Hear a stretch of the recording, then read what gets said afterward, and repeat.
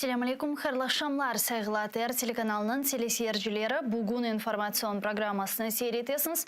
Studiyada sizler için men Gülsüm Halilova çalışam. Nevbeteki 1 saat Kırım Tatar tilinde biz bu haftanın neticelerini ve Rusya-Ukrayna savaşının 72. kununda yüz bergen sonki aktual haberlerini müzakere edecekmiz, yayınımızga bağlanacak misafirimiz ile, ama ondan evvel hatırlatmağa istedim ki biz canlı yayında çalışamız. Ekranlarınızga rejissörlarımız her daim telefon numaralarını takdim eteler.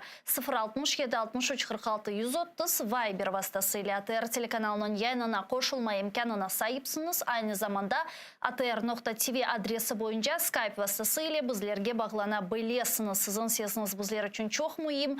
Bir sualleriniz, gayleriniz, fikirleriniz, düşüncelerinizi ifade etmeye isteseniz buyurunuz, bizlerge telefonu açınız. Aynı zamanda savaş şartlarında anlayımız çeşitli sakıntılar mevcudiyeti de olabilir. O sebepten mesaj yollayarak bizlerge iletişimge geçebilirsiniz ve biz bu mesajlarınızı, suallerinizi canlı yayında seslendirip onlara cevaplarını kıdırmağa tırışacağımız ve ATR telekanalının YouTube sayfasına abone olmağı da unutmanız. Biz anda hem canlı şekilde çalışamız hem de canlı yayınlarımızda alıp bargan programmalarımızın bu kısmını anda yükleyimiz. Eğer canlı yayında bakmağa yetiştir almasanız YouTube sayfamızga kırınız, anda bakınız, hem de like'larını koymağa unutmanız. Bu bizim YouTube kanalımızın daha fazla insanların görmesine imkan yaratacaktır. Böylece informasyon cebede alıp bargan kureşimizge büyük bir hissenizni koşacaksınız.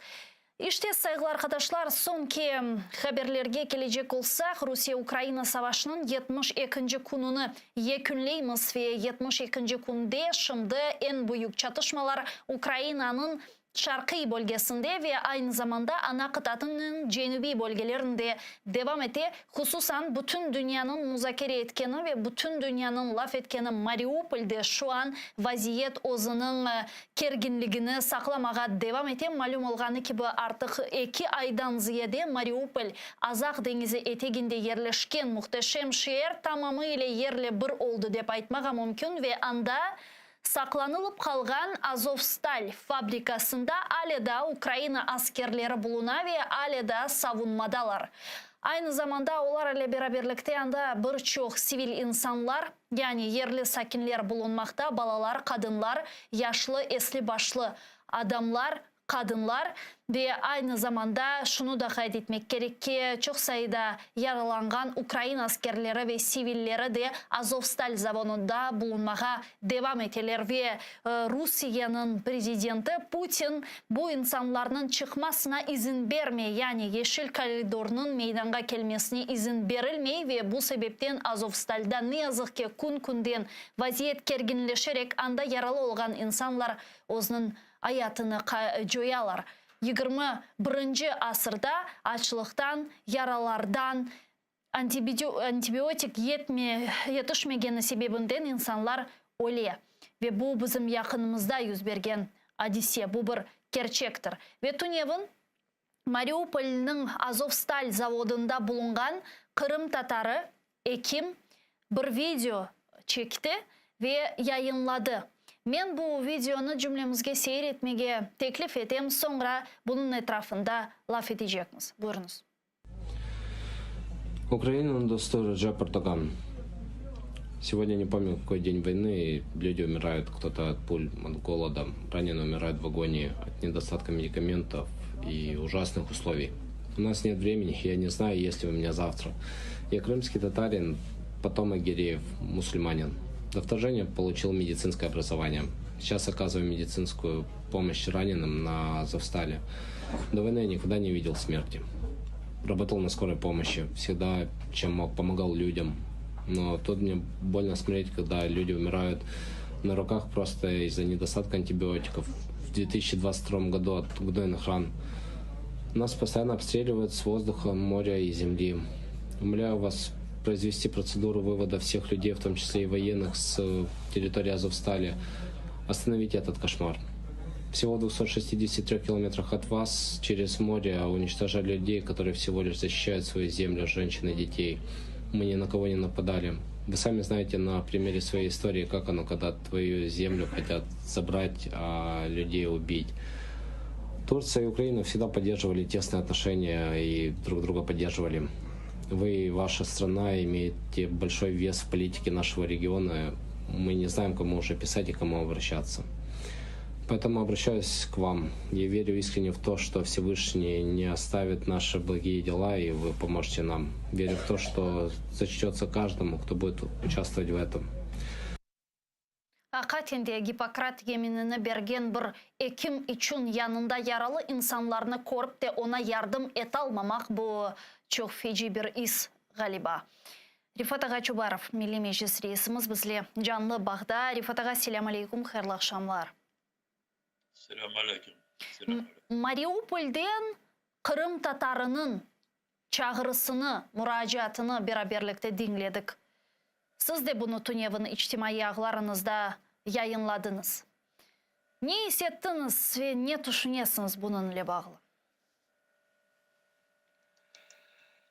Sonki haftalarda hepiniz bilesiniz ya hepimiz biliyoruz. Mariupol'de çok zor durum. Orası 1. Mart'tan başlayıp Rus askerleri tarafından sarılıp kaldı, blokad yapıldı ve işte ondan beri her gün Ruslar taraftan saldırılar, askeri ataklar ve Mariupol'ü parçalayan askerler savaşalar. Mariupol'de aslı kentten önce aşağı yukarı 400 binden ziyade nüfus vardı.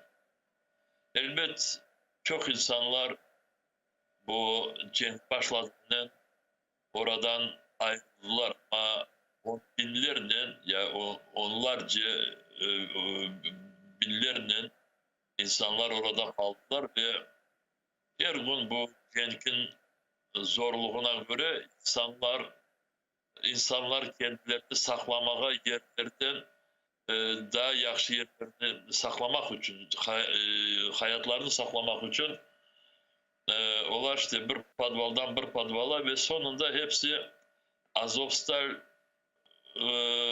zavodunun binalarına girdiler. Hem askerler hem sivil insanlar ve işte sana bu 2 hafta devamında orada çok zorlaştırıldı durum ve anlaşıldı ki bu insanları hem askerleri hem sivil kişileri oradan bir türlü çıkarmaya gerek. Çıkarmaya gerek ama burada izin ya da razılığını tek Rus askerlerin komutanları, komandirleri verecekler.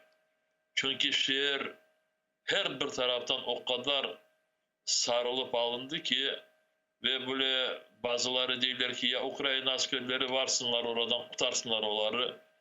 Bu blokad 100 kilometrece derin. Orada böyle diğer askerleri yollayıp çıkarması mümkün değil. Daha çok insan olacak.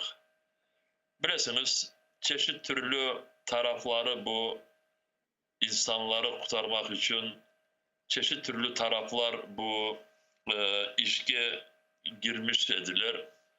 Birinciden Birleşmiş Milletler Teşkilatı'nın Genel Sekreteri Antonio Guterres mahsus Moskova'ya varmıştı.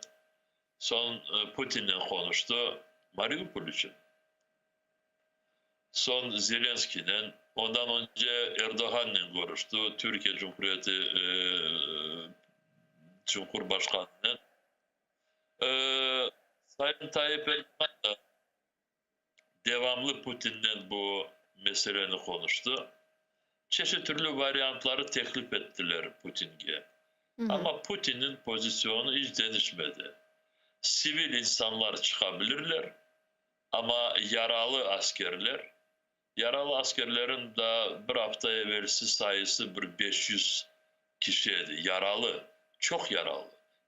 İşte bana bu Asad şimdi onları konuştu. Siz şimdi gösterdiğiniz sürecette Kırım Tatar gençimiz adı Asad. Hı hı. Ve bu yaralıları ve daha hayatta olan askerleri Putin çıkarmaya razılık verip. Ya ne için sizce? Mına maksat ne diye anda ölsünler mi deyip? Ne için? Şimdi onlar kendileri Ruslarga kendilerini teslim etkenlerini istiyor. Rusya dengi bir plan.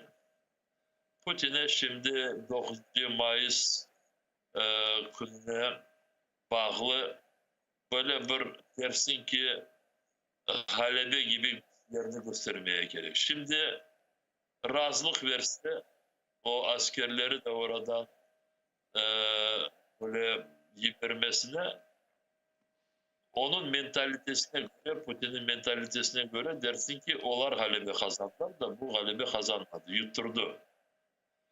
Diyeyim de çeşitli varyantlar var. Mesela bunu şimdi söylemeye mümkün. Türkiye'nin pozisyonu böyleydi. İşte bu neler askerleri azat etiniz, oradan yollamız, Türkiye'ye gelsinler ve cenk bitmeyince Türkiye'den onlar hiçbir yere gitmezler. Dedim gene de cenke koşulmaz. Ama hiçbir vakıfta Putin razı olmadı. İşte o sebepten şimdi sonki günleri durum daha çok ağırlaştı. Bu Koresiniz ve sizin teleseyirciler de bunu biledir. Her gün 120-100 kişi sivil insanları avtobuslarından Mariupol'den Zaporojye taraflarına çıkaralar. Ama yaralı askerleri ve hayatta olan askerleri yok. Ve şimdi Putin orasını siz dediniz ne istiyor? Böyle kafaga, akılga sığmayacak böyle bir acımasız gösteri. Жестокость Rusça değil. Acımasız, acılık böyle işte manyak ne diyeyim ben? Ya buna nasıl düşünüyorsunuz? Bu kadar mı Türkiye Cumhurbaşkanı'nın Putin'e tesiri yoktur? Çünkü onlar arasında bütün dünya Putin'e böyle rest çekkeni vakit yaptırımlar uygulağanı vakit Recep Tayyip Erdoğan çifte standart Zelenskiy aytkanına göre siyasetini alıp bara. Yani anda turistler için marşrutlar meydana kele yaptırımlar paketlerine koşulmay veylekli. Yani Erdoğan'ın da Rusya'ya karşı elinde bir koz olganını biz göremiz bardır da. Ne için onlarını kullanmay? Kullanmaya tırışadır. Ama her bir tarafının kendisinin argümanları var ve kendisinin kullanacak kullanacak temasları da vardır.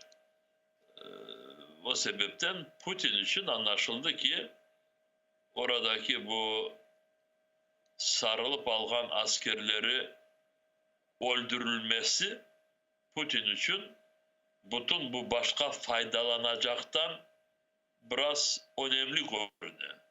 İşte Putin böyle kendisine karar aldı. Böyle bir pazarlık gibi bir şey burada yapmaya istemedi. Belki de bizge buna Kırım Tatarlar olarak çünkü bu demek Hasan kardeşimizin çağırığı hakikaten bir Kırım Tatarı olarak farklı bir emniyetini taşımakta, hususan Türkiye için. Bizim de anda demek 4 milyonluk diasporamız mevcut. Belki de biz çıkayık, bizler de buna tetikleyik, bunu tesir eteyik. Belki de talapkar, daha fazla talapkar Kırım Tatarlar olarak olsak, Mariupol meselesi çözülüğünde bir faydamız olur. Şimdi ben söylediklerim belki bazıları için biraz ağır gelir ya da belki öyle düşünmeyen insanlar vardırlar ve o sebepten benden razı olmazlar. Şimdi bu Rusya Ukrayna'ya karşı başlayan cenkten Rusya o kadar çok büyük kendisine mühim görüngen neticelerini bekleydi ve bu sebepten bir kişi mi 500 kişi mi öldürülmesi de Rusya için bir şey değil.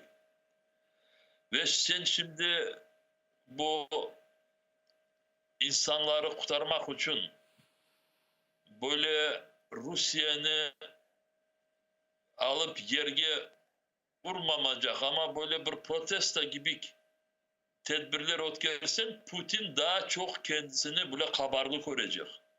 Burada ya boğazından alıp onu ölüm alına getirecek de ve o sebepten o her bir şeydeki yapılan cinayetlerden vazgeçecek ya da başka formalar burada hiçbir türlü beklediğimiz ya da istediğimiz neticelere getirmeyecek. Şimdi misal için Türkiye'de 100 bin ya da 150 bin oradaki soydaşlarımız sokaklara çıkıp da Mariupol'deki askerleri öldürmeyiniz, onların içinde bizim soydaşımız Hasan da var.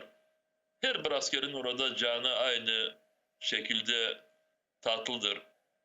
Öyle yaptıkları vakit Putin için burada onların sokaklara çıkanından hiçbir türlü zorluk gelmiyor. Tek böyle seyir edip kendisinin bu yapkanlarına daha çok kuvvetli duracak. Çünkü diyecek ki bu insanlara o zaman Rusya'nın istekleri tez yerine gelmesine bize izin veriniz. Söyleyin Zelenski'ye emir versin. Çünkü Putin bu sözleri söyledi. Ben bilgenimi belki her bir şeyini açıklamayayım ama bu anlaşmalar değil de bu sohbetlerde Putin dedi ki söyleyin Zelenski'ye de emir versin de bu askerler silahlarını yerge bırakıp kendileri Rus ordusuna teslim etsinler kendi kendilerini. Son onunla konuşkan soyları dediler ki ya nasıl bu askeri kuvvetlerin başı kendi askerlerine nasıl böyle emir verir? Dünyada böyle şeyler olmaz. Çünkü gerçekten de olmaz. Putin dedi versin dedi. Diyeceğim Putin şimdi Ukrayna'nı yıktırmak için bir kişini değil de 500 kişini değil de milyon kişini öldürmeye hazırdır. Ama o sebepten sokaklara çıkıp böyle meselelerin toktatılması bana göre şanslar yok. Bu sebepten tek Rusya'nı boğazından alıp nefessiz kaldırmak gerek. Ama bu boğazından alğanca, nefessiz kaldırğanca anda insanlar öyle vakit keti ve mında sokaklarga çıkıp Putin'ge çağrı yapmak değil de elektoratı olgan Erdoğan'a çağrı yaparak onun Putin'ge tesir etmesi gerekliliği hakkında söz keti. Ben sizlerden şimdi böyle jurnalist olarak sizin bu sualinizi böyle yayınımızı biraz dinamik alıp barganından razıyım ama siz de bunu düşünmüş ki insan olarak istese yarın milyon çıksın sokaklara. Şimdi dersin ki Erdoğan bu meselenin çözmesine bir türlü yolları var da ama her bir şeyini tırışmadı da o sebepten 100 bin ya da milyon vatandaşlar sokaklara çıksa yarın Sayın Erdoğan söylediğini Putin yapacak. Yok yapmayacak Putin. Macron söyledi, Guterres söyledi, hepsi söyledi, yapmayacak. Çünkü bu manyak kendi bu dünyayı yok etmeye alına geldi. O sebepten burada dünyanın liderlerine kendi bu yalvarmak ve diğer mekanizmlerini unutmaya gerek. Putin'e geldiği vakit. Putin'e geldiği vakit. O sebepten tek Türkiye Cumhuriyeti'nin sayın Cumhurbaşkanını bile zor durumda kaldırmayız. Dünyayı şimdi Putin ayak dibine aldı. Ya öyle olsa dünyanı nasıl kötürmeli eğer insanlar çıkmasa?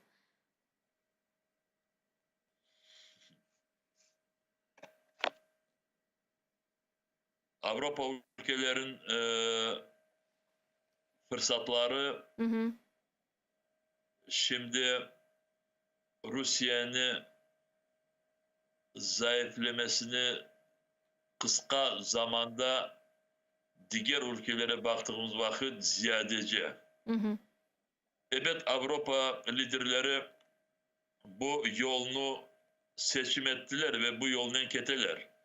Şimdi alıp bargan işlerine göre bu senenin sonunda Rusya'nın petrolüne embargo olacak ve Avrupa ülkeleri satına Rusya'nın petrolünü almayacaklar. Başka adımlar hazırlayırlar. Ama şimdi Mariupol'de böyle büyük bir, hep dünya kozogunda böyle bir facia olganından bağışlanız Gülsüm kardeşim, dünyanın liderleri bütün işlerini bırakıp ya da kendilerinin rahatlıklarını unutup biz beklediğimizi yapmayacaklar. Ne yazık ki. Dünyanın siyaseti başka bir prensiplerle biraz alıp varıla. Yazıklar olsun, yazıklar olsun. Men çünkü bilesiz ne için bu suallerini berem. Men aslında biz ne yapabilemiz degen sualden çıka bu sualler. Vakit kelgeni zaman aynanın yanına kelgenimiz vakit bakacak yüzümüz olsun. Biz elimizden kelgenini yaptık demege imkanımız olsun dep suallerini berem. Bu sebepten kıdıram cevaplarını. Siz çok doğru yaparsınız da ama işte böyle liderleri uyandırmağa biz hepimiz davranıyıq. Men siz yapkanınızı çok yaxşı emanlayım, men kol tutam.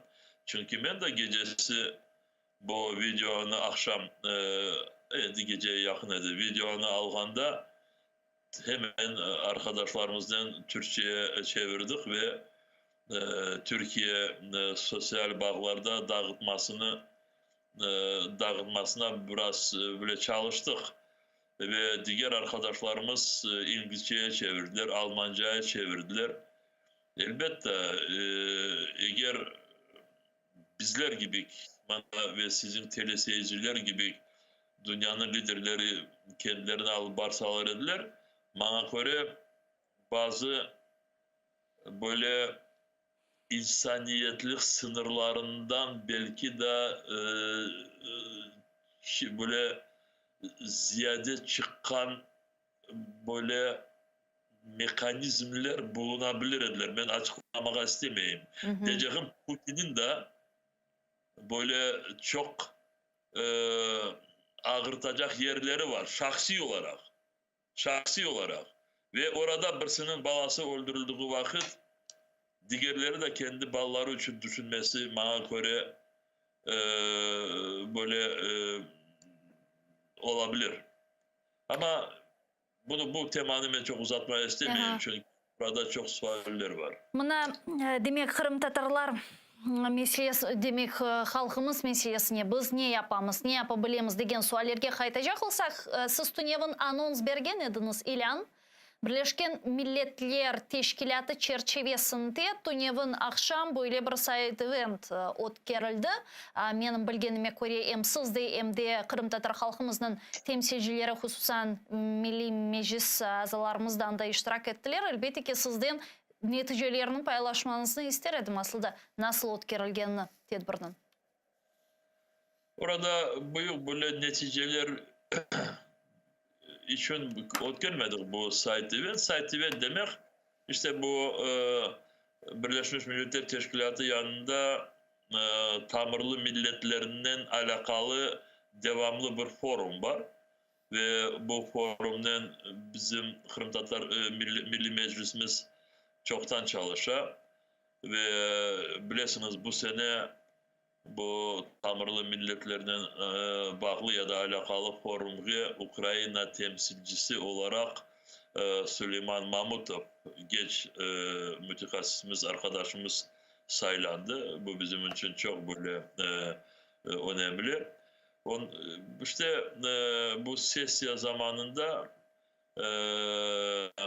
Kırım Tatar Milli Meclisi, Kırım Tatar Resurs Kaynak Merkezi, İskender Bariyev meclis azası ve bu kaynak merkezinin müdürü ya da yol başçısı.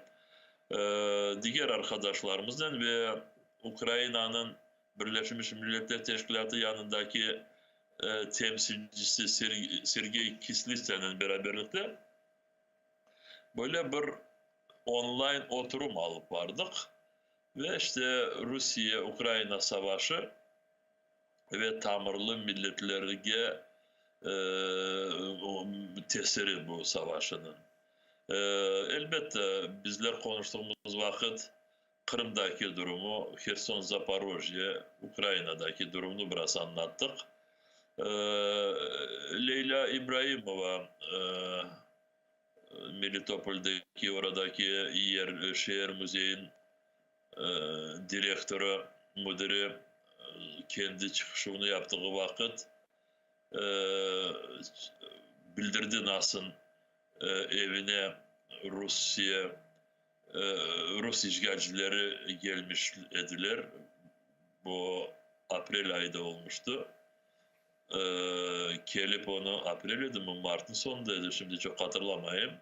Kelip sabahdan evlerini tentüf yapıp oradan onun başına çuval gidirip arabanın alıp gittiler. Çok soradılar, korkuttular.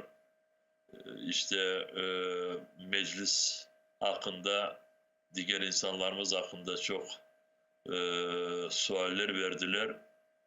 Ve şimdi Leyla İbrahimova, Zarema kızının güvenlik olan yerde, Melitopol'de değil. İşte bu Leyla söylediği, anlattığı oradaki çok insanlar için böyle bir şok oldu.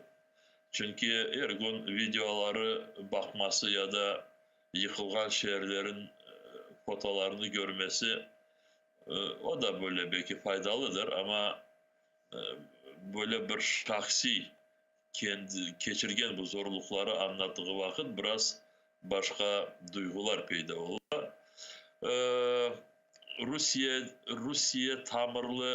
Rusya toprağında yaşayan tamirli, Rusya toprağı da değil de kendi topraklarında yaşayan tamirli milletler ama Rusya devletine onları mecbur gidirgen sebebinden o Rusya'nın toprağı şimdi Rusya devletin sınırlarında onlar çok şeyler anlattılar. Bilesiniz şimdi Rusya'daki tamirli milletlerin bu kurulgan organlarının hepsini Rusya devleti ayak dibine aldı. Kontrolüne aldı. Ve şimdi Rusya'daki tamirli milletlerin durumunu böyle açıktan, hakikaten ya da böyle olganını anlatkan temsilciler aslı yok. Olganlarını Rusya'nın dışarına gitmesine mecbur ettiler. İşte bu Rusya'nın dışarındaki olgan temsilciler aynı bu Kırım Tatar Milli Meclis azaları gibi, çünkü biz de arkadaşlarımızın bir grupamız Kırım'da yaşamaya olmayacak şimdi. Onlarda da böyle bir durum. Ama diyeyim de onlarda Rusya'da böyle olganını söyleyen temsilciler kalmadı. Hepsi Putin'i maktay. Hepsi bu cenke kol tutalar. Ve o sebepten bizler Rusya'nın geleceğini biraz işte müzakere ettik. Ve Rusya'daki tamirli milletlerin temsilcileri Rusya taraftan Birleşmiş Milletler'de gösterilgen temsilciler, Rusya devleti tarafından gösterilgen temsilciler orada vazifelerinden boşansınlar. Çünkü onlar Rusya'daki tamirli milletlerini temsil etmiyorlar. Tek hükümeti, Rusya hükümetini temsil ederler deyip böyle bir çağrılar oldu, ilanlar oldu. Bu işte devam edecek. Bizim maksadımız ya da yapacağımız Kırım Tatar Milli Meclis'in bu yönelişte dünyadaki tamirli milletleri, Kırım Tatar milletinin durumunu anlatması Kırım'da Kırım Tatar, Karayı ve Kırımçak tamirli milletlerin toprağında bütün durumunu bildirmesi ve elbette Rusya'daki tamirli milletlerini becerdiğimiz kadar kendi aralarında birleştirip onların da kendi bu Rusya devletine biraz karşılık adımlarını yapmasına destekçi olması. Bu meselelerini çözmek için konuştuk. Mına hakikaten siz muzakere etilgen suallarını seslendirdiniz de mende de sual peyda oldu. Hakikaten Rusya'nın Ukraynaga ilan etkeni ve alıp bargаны bu büyük çarplı savaş bizge Kırım Tatar halkımızga ne şekilde ve ne kadar ciddi şekilde tesir etti ve bu tesirlerden biz arınmak için çok müddet bizge gerek olacak mı? Birinciden 2014 senesi bizden hiç soramayıp, razılık almayıp, bizim isteğimizi aslı kozoguna almayıp, Rusya Federasyonu kendi askerlerini gidirdi ve bizim toprağımızı zapt etti ve bizim toprağımızda kendisi istediği gibi orada böyle bir sistem kurdu. Ve bu sistemde bizler yok. Yok, sözden varız. Sözden Kırım Tatar dili devlet dili ama dilimizin durumu nasıl bu 8 senede daha çoktu. Oradaki insanlar daha çok yaşlı bilirler. Sözden hepsi orada aynı haklarından birisi milletine bağlı değil, dinine bağlı değil. Ama idareliğe geldiğimiz vakit orada Kırım Tatarları bir meselede, bir yönelişte böyle gerçek kararlar alınan yerlerde yoklar. Yok, şimdi olmadığımız da yaxşı çünkü işgal bir sistem orada kuruldu. Ama şimdi 2022'de bizim toprağımızdan Rusya Federasyonu Ukrayna devletine daha çok ziyade saldırım yapmak için bizim vatanımızı, toprağımızı kullandı. Bu uluslararası ya da международное право, uluslararası hukuka baktığımız vakit bu cinayet. Rusya Federasyonu bizim toprağımızı diğer milletlerine karşı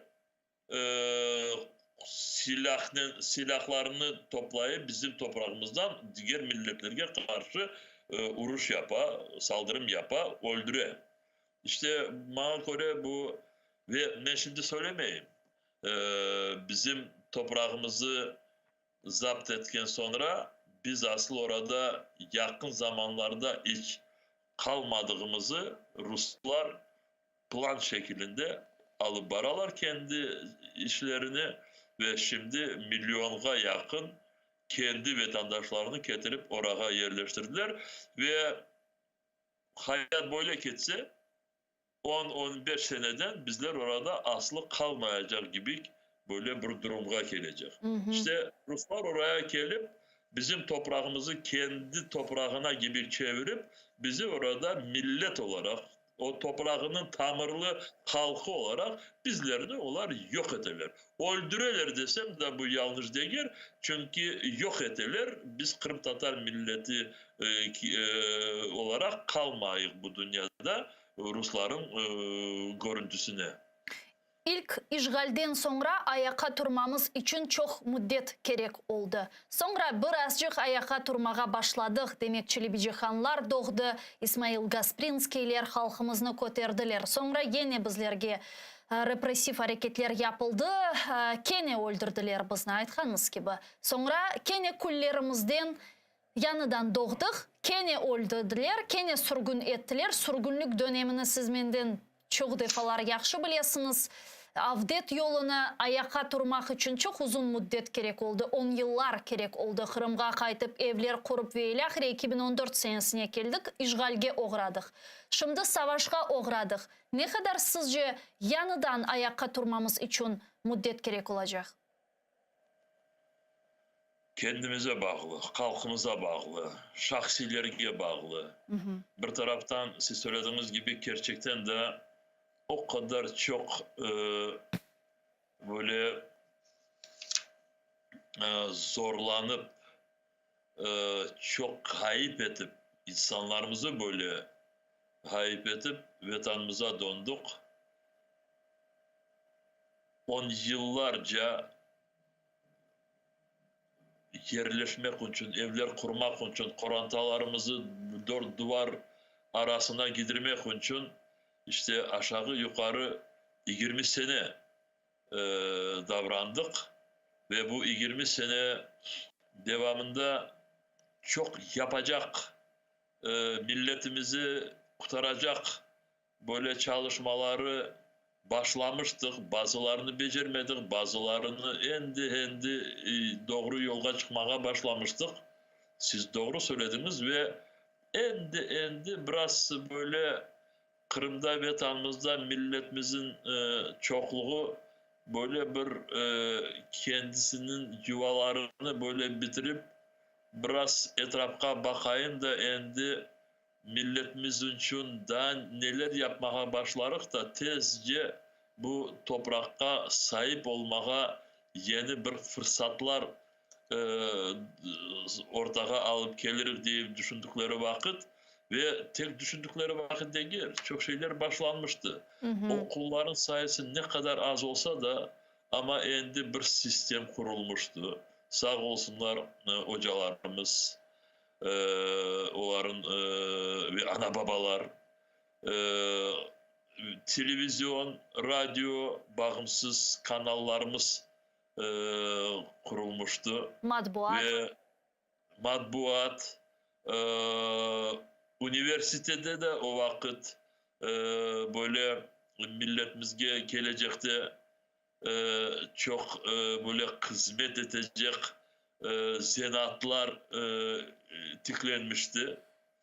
Ve her bir taraftan endi biz millet olarak biraz nefes almasına böyle yakınlaştığımız vakit gerçekten de gene de Moskova'dan bu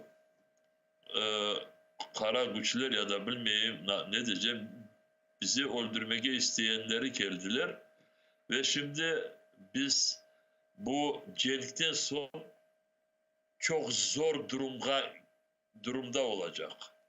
Çünkü milletimizin bir parçası tek esas Ukrayna'ya değil de Kırım'dan Ukrayna'nın dışarına ayrılmasına mecbur oldu. Türkiye'de şimdi Avrupa ülkelerinde, Amerika taraflarında belki de diğer milletlerine baktığımız vakit o kadar büyük bir rakam değil. Statistike baktığımız vakit 5-6 bin ya da 10 bin, 15 bin ya Kırım'dan belki bir 30 bin çıktı Kırım Tatarları. Bizim için bu çok büyük böyle bir sayı. Çok büyük bir sayı ve bu kişiler evge kaytışı gerek ama anlayın ki bazıları kaytmayacaklar. O sebepten şimdiden gençlerimizge ben onlara bir cidden ümit etem. Hem böyle bir çağıram olar. Gençlerimiz şimdi bu yeni teknoloji, bütün bu yeni böyle kullanılgan bütün işte bu o görüntüleri bularını bizim Kırım Tatar hayatımızın içine getirişleri gerek de ve onları kullanıp dilimizi işte toplumumuzu birleştirgen bütün yönelişleri böyle tezce inkişaf etmesi. 21. asır bunun yolları vardır, ilaçları da vardır. Ama bularını tez doğru böyle bir hazırlayıp kullanmaya gerek. Ama ne yapsak da ne yapmasak da statistik ya da milletin sayısı 21. asır olsa da Belki 22. asırda da öyle olacak. Bu hem önemli bir faktördür. Milletimizi becerdiğimiz kadar ziyadeleştirmeye gerekmiz. Aha. Ben şimdi birisine akıl vermeyeceğim ama ben siyasetçi olarak bilim ne yapmaya gerek. Dünyada bütün böyle sepilmiş soydaşlarımızı gene de Kırım'a toplamaya gerek. Siz Becerdiğimiz siz aslında bu evvelizilden kelgen, men yanlışmasam, siz tarihçisiz, menden daha yaxşı bilesiz. Veli İbrahimov'nun böyle Kırım Tatarlarını Kırım'a kaytıruf ile bağlı bir programması bile var idi galiba, men yanlışmasam. Böyle reemigrasiya dep adlandırılaydı bu program. Doğru. Ben bunu söyleyebilirim. Bu 20 belki bir sene yanlış yapabilirim. 25-26. senelerde yapılmıştı. Belki biraz erken, 24'te. Aha. Çünkü bu emir Moskova'dan gelmişti. Moskova'dan geldi de ve dediler ki dışarıdaki olan Kırım Tatarları, evet bu duygu Kırım Tatar, bu istek Kırım Tatarlarda o kadar böyle korungen böyle bir istek idi de ve çünkü daha çok zaman gitmemişti. Çok Kırım Tatarları bu 1860.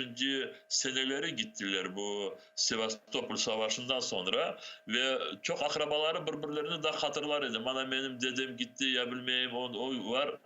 Daha bir şeyler ve bu Bulgaristan'dan ve Romanya'dan Kırım Tatarları Kırım'a göçürmek onların isteğinden elbette onu yapmak için bütün planlar dizilmişti. Ben o planları okudum böyle kaç araba, kaç koranta, kaç kişi, ne kadar sığırlarla gelecekler, ne kadar atlar getirecekler. Bu hepsi yazılmış öyle. Detaylar bile. Aha.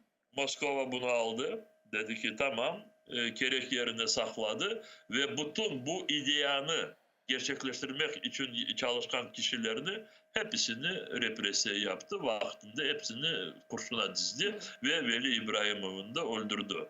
Ama şimdi Ukrayna menkorem birazdan bitirecek de Ukrayna şimdi Avrupa Konseyi'nin üyesi olacak ve çok kanunlar bizge böyle uygun olacak. Şimdi bilirsiniz Kırım'da Kırım Tatarlarını toplamak demek her bir kişinin fizik olarak getirmesi değil. Romanya'da yaşasın, yatırım yapsın, investisyon. Oğlunu kızını göndersin, torununu getirsin, kendisi orada kalsın. İşbirlik yapsın, Kırım'ı inkişaf yapsın, ev kursun, çeşmeleri tiklesin, ağaçlar saçsın, ormanları baksın. Böyle yapmaya mümkün ve inşallah onu da yaparız. Siz dediniz ki Kırım Tatar halkımızın geleceği laf etkenimiz vakit bu şahsiyetlerge bağlı dep. Şimdi bu osken şahsiyetlerini hususan gençlerimiz arasında Milli Meclis reisimiz olarak koresiniz mi? Kim bu gençler? Şimdi bakınız, eğer bugün çaremiz olsaydı Kırım'a hepimizge kayıtmağa ve orada serbest şekilde sayılavlar kurultayımızga ötkermesi ve yeni meclis sayılaması, ben size söyleyeyim ki şimdi tek bizler koruyan kişiler yeterli ama Kırım'da daha çok varlar. Ben şimdi, bu böyle pafız değil de şimdi hepsinde böyle bir spamak değil. Gerçekten de aramızda öyle gençler dediğim vakit ben şimdi bir 40-45 yaşına kalam. Çünkü şimdi insanlar çok gençler gerçekten de ve bizde şimdi tek Kırım Tatar Milli Meclis'te vazife yapacak değil de devletleri bile yönetecek kişiler varlar bizde. Hem az değiller. Gerçekten de varlar. Onun için burada tek böyle bilirsiniz böyle milletçilik olsun. Bu çok önemli. Ve vatanperverlik olsun. Vatanseverlik olsun. Bu çok önemli. Akılları var gençlerimizin. Milletçilikleri olsun. En çok sorulgan sualler sırasında Rifat Çubarov'a ben böyle bir analiz geçirgen edim, şahsi analizim. Bu Rifat Çubarov'nun Milli Meclis reisimizin ki tecrübeli bir siyasetçi ve milletsever olarak şahsi talebesi var mı? Şimdi öyle talebim var demeye... Yani artık Rifat orada Çubarov'un Türkiye- peşinden bırakacak birisi var mı? Yok. Bu sualiniz biraz belki başka türlü ben cevabını vermeye çalışacağım. Bizim Milli Meclis yanında çalışkan kişiler, ben şimdi yanında dediğim vakit ana bu diğer odadaki işin demeyeyim. Böyle bir işler yapan ya da böyle çok korumlu çalışmaların etrafında çalışkan kişilerimiz varlar. Bu Rifat Çubarov'un talebesi mi başkasının talebesi çok kişilerge tek fırsat vermeye gerek. Yol göstermeye gerek. Akıl değil. İnsanların akılları, çok kişiler kendilerini böyle bu hayatta bilmeyeyim tikleyler. Ama o kişilerge işte benim prensibim birinciden kollarına vurmamak gerek. İnsanlar terbiyeli ve vatanperverlik olar da olsa ve elbette sorudan kaçmasalar, çünkü bazı insanlar beğendiklerini yapmaya isterler ama bir vakit sorduğum vakit soruğa cevap vermeye çok istemezler.